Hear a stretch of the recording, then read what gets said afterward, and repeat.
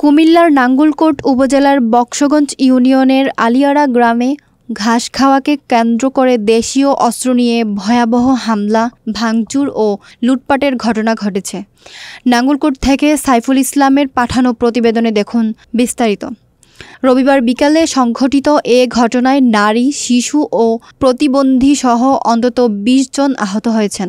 ক্ষতিগ্রস্ত হয়েছেন অন্তত ১০টি পরিবার, যার আর্থিক ক্ষতির পরিমাণ আনুমানিক ৩০ লাখ টাকা বলে জানানো হয়েছে। ঘটনার সূত্রপাত হয় গত ২৩ জুন সোমবার, যখন সাবেক ইউপি সদস্য খায়ের আহমদের গরুটি রশি ছিঁড়ে পার্শ্ববর্তী জায়গায় ঘাস খেতে গেলে তা নিয়ে বিরোধ শুরু হয়। এরপর গরুকে মারধর করার প্রতিবাদ করায় খায়ের মেম্বারের উপর হামলা চালায় প্রতিপক্ষ শেখ ফরিদ, আশরাফুল, জনি, শহীদ, সজীব ও রিয়াদ। একে কেন্দ্র করে ২৫ জুন খায়ের মেম্বারের চাচাতো ভাই এবং সৌদি প্রবাসী নূর মোহাম্মদের উপরও হামলা হয়। সর্বশেষ রবিবার সকালে অভিযুক্ত মুন্নাকে পুলিশ গ্রেপ্তার করলে প্রতিপক্ষ ক্ষিপ্ত হয়ে বাদী, সাক্ষী ও তাদের আত্মীয় স্বজনদের বাড়িতে হামলা চালায়। হামলায় জাফর আহমদ, আলাউদ্দিন, আব্দুল মান্নান, পেয়ার আহমদ, খায়ের আহমদ, ওহিদুর রহমান, সোহাগ মিয়া ও কামরুজ্জামান সহ ১০ জনের বাড়িতে ব্যাপক ভাঙচুর ও লুটপাট চালানো হয়। ঘরের আসবাবপত্র, ফ্রিজ, টিভি, স্বর্ণালংকার, মোবাইল ও নগদ টাকা লুটে নেওয়া হয়। আসি প্রথমে জানালাগুলা বাড়ি দিয়ে বলছে যে তোর জামাইরে বাইর কর, তোর গোস্তর বাঘ বই এমন ঘরে আমার বেয়াই আসিল, ছেলের শ্বশুর আসিল, ওনারে দেখি কয় এ ঘরে আছে কথা বলি সবগুলা ভাঙ্গি দরজা ভাঙ্গি ওইখান দিয়ে ভাঙ্গি আসি আমারে মারধর করে। আমার মেয়ের ছেলে শ্বশুরে মারধর করতে লাগছে। আমি কইছি ওই মেহমান এরে মারিস না, তোরা শেখ ফরিদ তুই এর ডাক দে। এ কয় আমারে অশ্লীল বাসা গালাগালি করে, অনেকগুলা কথাবার্তা বলি বাইরে চলে যায়, সব বাঙ্গা চূড়া করি। ছাত্রলীগ শেখ ফরিদের স্বাস্থ্য ভাই তো এগুলো ছাত্রলীগের হওয়ার প্রয়োজন প্রক্রিয়া ছিল, আওয়ামী লীগ চলে যাওয়ার পরে আর নাই, এইগুলো অত্যাচারটা করতে আছে। এই সর্বোপরি বিএনপির মামুনেরও ধরার কেন্দ্র করে এই অত্যাচারগুলো। কালকে একটা ছেলের পুলিশে ধরছে, পুলিশের চা খাওয়ার জন্য এ ডাক দিতে আছে, পুলিশে ধরছে আর এই রায় সন্ত্রাসীর মতো আসি বাড়িগুলো লুটপাট করে নিয়ে। যে মামুনকে ধরছে সে বিএনপির কোনো পদবি আছে তার? না, এমনি দল করে। আপনার কি নাম? আমাদের কোনো আমরা বাড়ির ছেলেমেয়ে কেউই থাকে না, আমরা হাজব্যান্ড ওয়াইফ দুজন। আমরা একটা মামলা করছি, আমাদের অনেক ক্ষয়ক্ষতি করছে।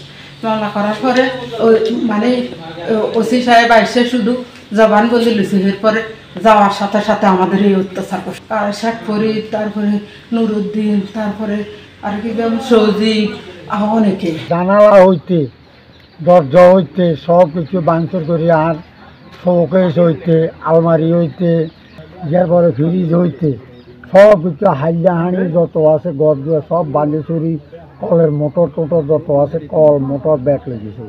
এ ঘটনায় শাহ আলম ভূঁইয়া বাদী হয়ে নাঙ্গলকোট থানায় একটি মামলা করেন। মামলায় অভিযুক্ত হিসেবে শেখ ফরিদ, রিয়াজ, নুরুদ্দিন, সজীব, ফখরুল ইসলাম, সাকিব, মুন্না, তারিকুল ইসলাম, শাখাওয়াত সহ ১২ জনের নাম উল্লেখ করে অজ্ঞাত আরও ১২ জনকে অভিযুক্ত করা হয়। ভুক্তভোগীরা পরে নিরাপত্তা চেয়ে সেনাবাহিনীর কাছে লিখিত অভিযোগ দেন। অভিযোগের ভিত্তিতে সোমবার বিকালে ঘটনাস্থল পরিদর্শন করেন দায়িত্বপ্রাপ্ত সেনা কর্মকর্তা ও সদস্যরা।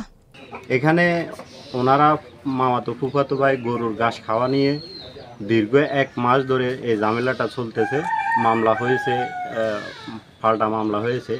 কালকে আমি যতদূর শুনছি বাড়িতে এসে আমার আম্মার কাছে, আমার ওয়াইফের কাছে, কালকে একজন আসামি ধরে নিয়ে গেছে। ধরে নিয়ে যাওয়ার পরে এরা সালেহ আহমদ মেম্বারের নেতৃত্বে ওনার ছেলে সহ, ওনার ভাইয়ের ছেলেরা সহ অনেকেই চেয়ারম্যানদের বাড়ি সহ প্রায় ৭-৮টা বাড়ি ভাঙছে, রাস্তা দিয়ে চলে যাচ্ছে। চলে যাওয়ার পরে রিয়াদ নামে এক ইউবা ব্যবসায়ী ও নেতৃত্ব দিয়ে আমাদের বাড়িটা ভাঙছে। কিন্তু সত্যিকার অর্থে আমাদের এখানে কোনো ভালো মন্দ আমাদের কোনো ভূমিকা আগেও ছিল না, এখনও নাই।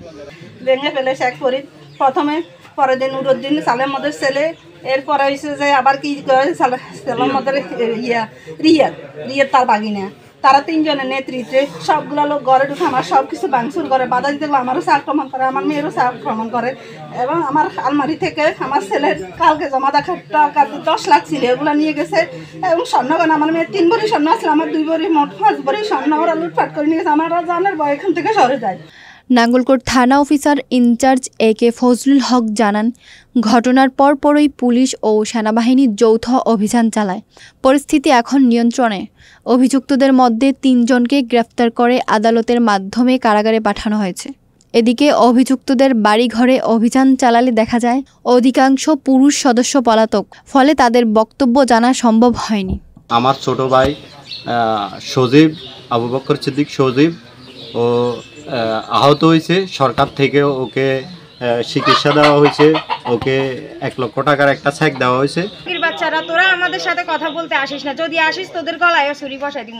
তখন সবকিছু এখানে সবকিছু ভাঙচুর করছে, করার পরে দি এই কেসি কেটে তালা মারা ছিল, ও তালাটা ভাঙছে, ভাঙার পরে ঘরে ঢুকছে, ঢুকার পরে দি ওনার গলায় বিয়ে ছুরি ধরছে। ছুরি ধরার পরে আমাদের উপরে অনেক নির্যাতন করছে, আমাদেরকে মেরে তারপরে দিয়ে ওরা সবকিছু ভাঙচুর করে ওরা চলে গেছে। শেখ ফরিদ, নুরউদ্দিন, তারপরে আশরাফুল, নয়ন, জয়, রিয়াদ, তারপরে আরো অনেক জন ছিল, ওদেরকে আমি নাম জানি না, সেই কারণে বলতে পারতেছি।